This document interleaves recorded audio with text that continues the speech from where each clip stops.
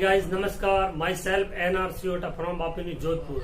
दोस्तों, मेरा channel Raj agriculture channel Jodhpur, मैं आप सभी दोस्तों का हार्दिक अभिनंदन और स्वागत करता हूं। दोस्तों, हमारे सामने पॉलिटिकल कंटेंट है, सरपंच का उम्मीदवार कैसा हो और उनका व्यक्तित्व, यानी कि सरपंच के इलेक्शन अभी आने वाले हैं और उनके लिए हमारे सामने बहुत सारे उम्मीदवार आएंगे और उनमें से हमारे को एक सरपंच, गांव के सरपंच के रूप में हमारे को चुनना है। इसके लिए हमारे सामने कुछ बिंदु हैं, यानी कि वो योग्यता है हमारे द्वारा तय की गई। उसी योग्यताओं का अनुसरण करते हुए हमारे को सरपंच का चुनाव करना है। तो पहला बिंदु हमारे सामने यह है कि वो एक नवयुवक होना चाहिए, यानी कि वह नवयुवक होगा तो हर प्रकार से सामाजिक राजनीतिक गतिविधियों को आसानी से संभव कर सकेगा, यानी कि उनमें इन्वॉल्व हो सकेगा, शामिल हो सकेगा।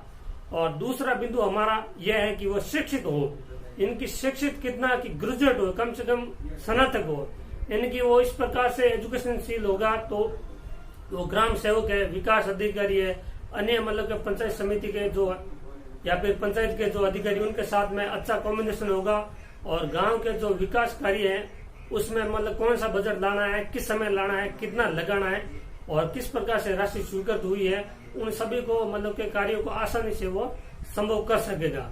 और तीसरा बिंदु हमारा यह है कि वह गांव का निवासी हो, यानी कि वो शहर में निवास अभी नहीं करता हो। इनके गांव का निवासी होगा तो गांव के हर परिवार है, समाज है या जाति है, उनके संबंध में उसे जानकारी अच्छी तरीके से होगी और मतलब इस प्रकार से जानकारी होगी तो वो मतलब हर प्रकार से वो विकास कार्य है, समाज के बारे में आसानी से कार्य संभव कर सकेगा। यानी कि वो शहर में यदि निवास करेगा तो उसे शहर की संस्कृति बारे में नॉलेज होगा और गांव के बारे में उसे जानकारी नहीं होगी। तो इसलिए हमें जो गांव में निवासी है उन्हीं को भी सरपंच के चुनाव के रूप में करना है। और चौथी बात हमारी यह है कि वो किसी सरकारी जॉब यानी कि उसे रिटायर्ड नहीं होना चाहिए, यानी कि सरकारी जॉब से रिटायर्ड होगा तो कम से कम 60 उम्र होगी और इस उम्र में वो क्या है, बुजुर्ग है। बुजुर्ग को हमारे को नहीं चुनना, हमारे को नवी की चुनना है। तो इसलिए और बुजुर्ग की है तो वो मतलब ज्यादातर उसका एक्सपीरियंस उसकी नौकरी से संबंधित है, गांव के जो गतिविधि है उनसे संबंधित उसे जानकारी नहीं है। और इसी प्रकार से हमारे को एक नवयुवक की चुनना है।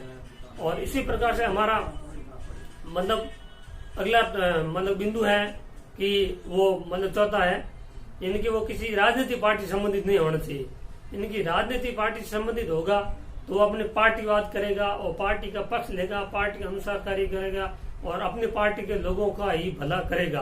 तो इसलिए मतलब कि भाजपा कांग्रेस से अभी पार्टियां चलती हैं मुख्य, इनके तो रिलेटेड ज्यादातर उम्मीदवार होते ही हैं, लेकिन वो ज्यादा पार्टीवाद करते हैं, उनसे हमारे को सरपंच का चुनाव नहीं करना है।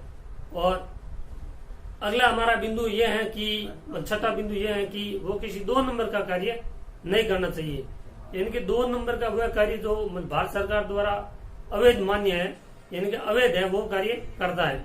यानी कि शराब की तस्करी है, अफीम की तस्करी है और डोडा तस्करी कहते हैं, ऐसे व्यक्तियों को हमारा चुनाव सरपंच के रूप में नहीं करता। लेकिन ऐसे उम्मीदवार हमारे सामने जरूर आएंगे और ऐसे उम्मीदवार उनको हमारे को एक सरपंच के गांव के मतलब रूप में नहीं चुनना है।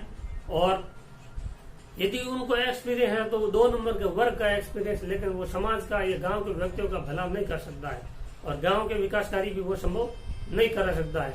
और हमारा इस प्रकार से अंतिम बिंदु यह है कि उस व्यक्ति यानी कि उम्मीदवार पर किसी प्रकार का पुलिस केस कार्रवाई नहीं हो, यानी कि पुलिस केस कार्रवाई नहीं है तो वो बेदाग छवि का है, कोर्ट कचहरी केस नहीं है, यानी कि पेशी वगैरह नहीं पड़ती है, तो वो व्यक्ति हमारे लिए काम का है, क्योंकि वो गांव के विकास कार्य आसानी से करा सकेगा।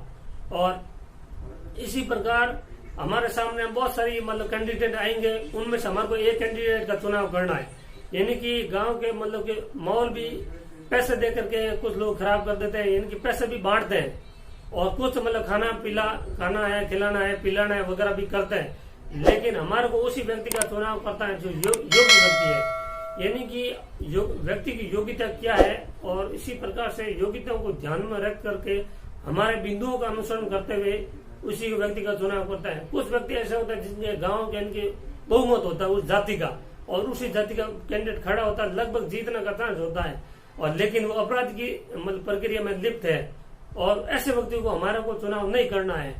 यानी कि हमारे को जातिवाद के विपक्ष में जाकर के एक अच्छा सरपंच कैसा हो, गांव का विकास कार्य करा सके, ऐसे व्यक्ति का हमारे को एक चुनाव के रूप में लेना है। और सरपंच के भावी उम्मीदवार हैं उनको सरपंच के रूप में गांव को निर्विरोध भी कर सकते हैं और सरपंच के इलेक्शन यानी कि वोट देकर भी हमारे को उन व्यक्ति को चुनाव कर सकते हैं। दोस्तों मेरी जानकारी आपको अच्छी लगी तो लाइक शेयर सब्सक्राइब करना नहीं भूले। Thank you very much.